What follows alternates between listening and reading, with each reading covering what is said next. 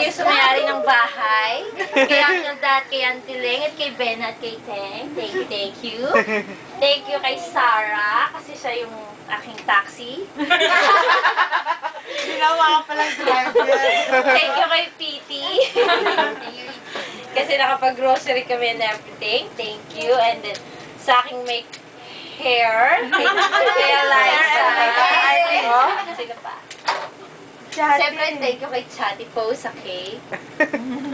And then, thank you sa inyo lahat kasi dumating kayo sa birthday ko. This is the first time that I celebrate my birthday the whole life. Ever! Yeah, ever. I just always get money. Go shopping, baby. Parang si Shea yan, ah. Yeah, ngayon lang siya nag-ano. Yeah, kaya tinodo ko lahat kasi nga, this is the last single. Single. Oh, yeah. And then, tumawag ako sa nanay ko kaninang umaga. Siyempre, tinanong niya anong nakain ko, bakit ako nag-celebrate ng birthday. And then, siyempre, thank you sa tatay ko na nagpanaginip sa akin gabi. And then, pinarita ako ng happy birthday. Yun. Nagpanaginip mo? And then, si Daddy, of course. Thank you, Daddy. Ay, hindi pa rin nasa-subscribe. Bakit ka na? Iiyak na yan! Hindi ako iiyak. Kasi nabis ko na hindi ako iiyak. Yun.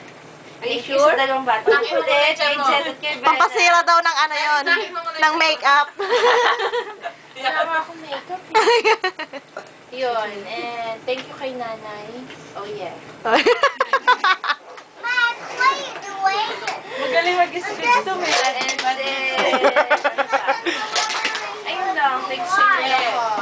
Thank you kay Eliza. Thank you, thank you. Thank you kay Uncle Dante. Thank you kay Auntie Leg. Thank you kay Chatty Pose. Thank you kay Ate Jake. Thank you kay Regina. Thank you kay Amel. Thank you kay You're welcome. Steve. You're welcome, Thank friend. you kay Eliza.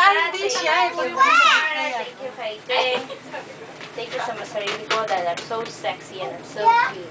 Wala ka na naman dyan.